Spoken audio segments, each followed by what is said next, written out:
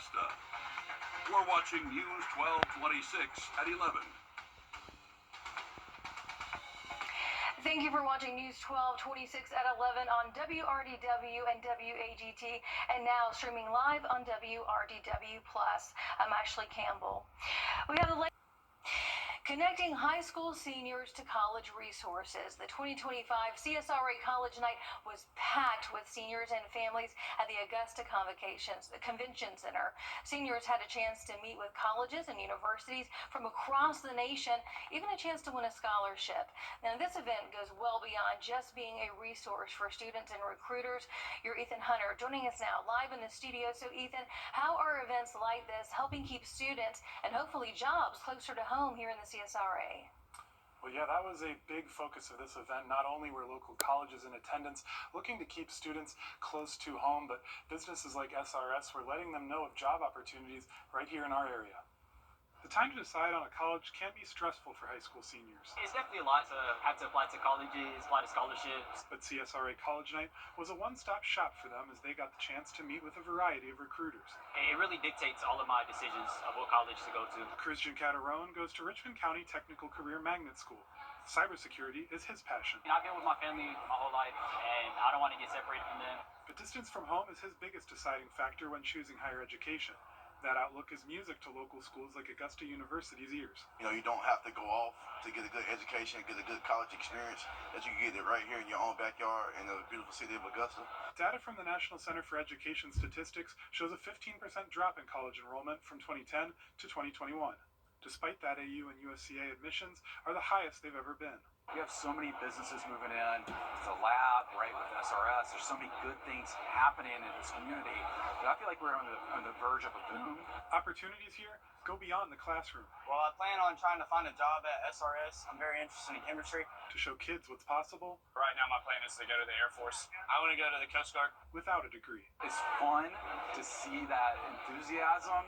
It's fun to see that curiosity. For many, this was the first step in discovering their future. I'm from here. I went to school here, and I came back to pour back in and give those experiences and those resources to the students coming behind me. Tonight was not the only night to get resources and scholarships. September is College Application Month in South Carolina, and many of the state's universities are offering free applications. Georgia Futures sponsors the Peach State's month of application fee waivers in March, so plenty of time for kids to figure out where they want to apply. Definitely a lot of good resources and a good way to keep students here locally for future businesses. Thanks a lot for that, Ethan. Well, take a look there. The dry weather sticking around for a bit longer, Emily, and also I see some low number. Yeah, temperatures overnight tonight not looking too bad for us. Right around that 60-degree mark, waking up for our Friday. So another mild night in store. Not anything we're not used to by now. That's what we've really seen the past 2 mornings for us in the upper 50s. So low 60s, not a big change. Plenty of sunshine throughout our Friday. That's going to help us warm up. Check it out by noon. We're going to be right around that 81-degree mark, topping off in the middle and upper 80s by the afternoon. Things are going to stay mostly sunny, so your forecast for Friday night football, not looking bad at all. And that great weather is going to continue into our weekend. You're going to want to keep the shades around because it's going to be sunny throughout our Saturday and Sunday for us. Overnight we'll be in the 60s, but afternoons in the 80s for us. Things are staying dry for the next few days. We do have a small chance of rain in the forecast. I'll have a look at when we can expect that and a look at your temperatures coming up. New tonight, we now know the name of the 5-year-old killed this morning while waiting for the school bus in Screven County.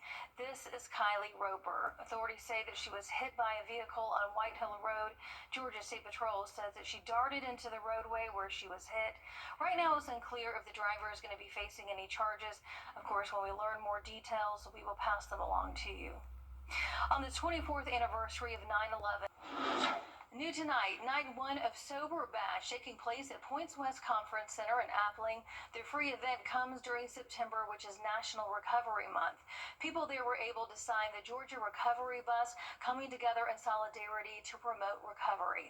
There was a 9/11 tribute as the bus made one of its 75 stops across Georgia. And we heard from the chair of Sober Bash about why it's so important after 20 years. these are a lot of people that are sober and celebrating what life is on the other side. And this mainly is for the person who might still be struggling and might still think like, hey, is it really worth it to get sober? I don't want to be bored. And just to show like we have a lot of fun in sobriety. Sober Bash is going on until Sunday morning if you missed it tonight. And we do have a link to the Georgia Council for Recovery on our website, wrdw.com, and our News 12 app. You can join virtual recovery meetings, find resources, and access the recovery community. Emily? Well, looking at our day tomorrow, things are looking nice and sunny for us. Great conditions for some Friday night football. Have a look at what we can expect throughout the next 7 days coming up. And the latest updates on the search for the suspected shooter of Charlie Kirk. We have that coming up after the break. You can find ice-cold refreshment right here at Parker's Kitchen. Cool off with a large fountain or frozen drink for just 79 cents. Only at Parker's Kitchen. The Comcast Business 5-year. Your local steel dealer or shop online. Now, your first alert weather with meteorologist Emily Acton.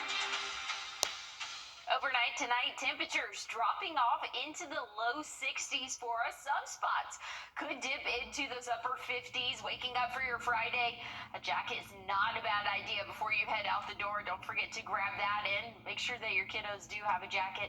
Starting off the day, you're going to want it, but as the afternoon goes on, temperatures will really start to warm up for us, and we can anticipate seeing those middle and upper 80s by the afternoon. Plenty of sunshine throughout the day. Dry conditions for us as well. So any of those Friday night football plans, things are looking good for us. At kickoff, we'll be right around that 80-degree mark still. Maybe a little bit of cloud cover building in, but once we get into the later overnight hours, we'll start to cool off into those 70s and 60s for us. And just know, if the game starts getting to around 9 p.m. and it's still in the 70s at night, is a lot cooler than 70s during the day. So a jacket for your evening, not a bad idea. You won't need a rain jacket, though, at least for the next couple of days. And I'll step off here just to show you guys these two different models. We have one showing an area of low pressure well off the East Coast, and then the second one on your screen is showing us a low pressure a little bit closer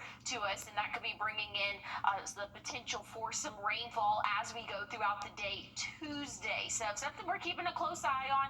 As of right now, just that possibility for an isolated shower. Otherwise, things are looking around average, maybe a little bit above average for this time of year as we go throughout the next 7 days, typically sitting right around that 89-degree mark. And again, that's what we're going to be cruising at as we go throughout the end of our weekend and into the start of next week.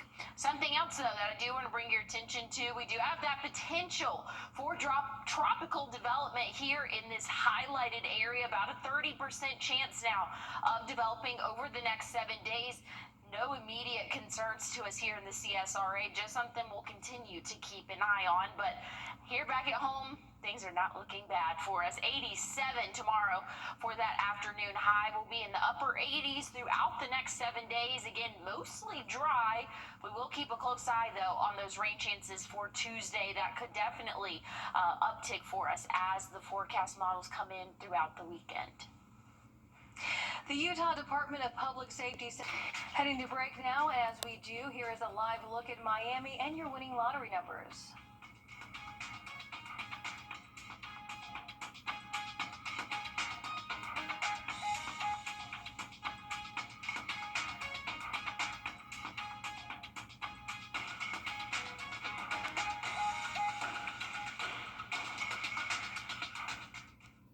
Time and Tip, brought to you by your First Alert weather team. Looking for something tasty under $3? McValue was made for you. Whatever you're craving, however you crave it, McD comes through. The special edition gold snack wrap is here. Bag one with your faves. Ba-da-ba-ba-ba.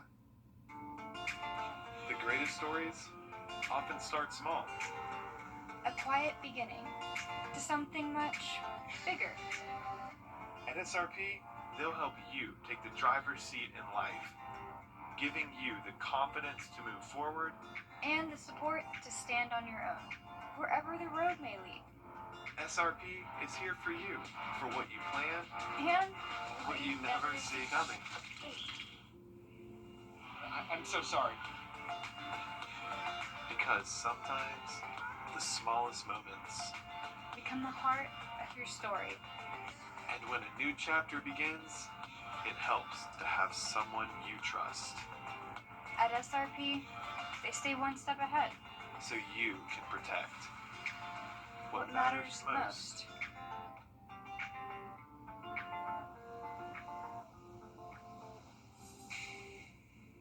For a fast and easy car buying experience Today at Gerald Jones Honda.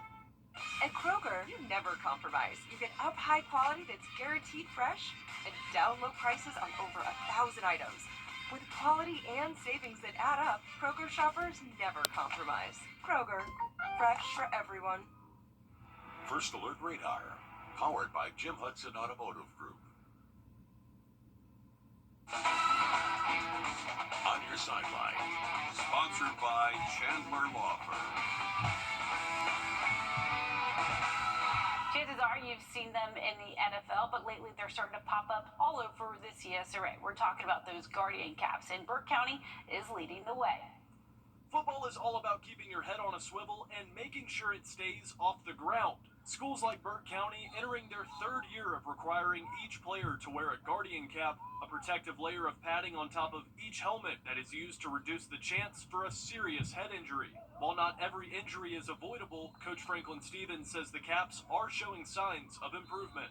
I'm pretty sure we haven't had more than 3 concussions since I've been here over 3 years. And like I said, the previous school, when we started using them, I just remember the concussion rate went down drastically. So sometimes you don't know, when kids get headaches, you don't know if they have a concussion or not, but it's perceived to be a concussion. So at the same time, we feel like we have the resources here to purchase them. Therefore, we're able to purchase them and we're using them. As Coach said, access to Guardian caps isn't easy based on a school's access to funding. The average cap retails around $70, and the Bears have 66 players on their roster this year. We do not all have the same resources.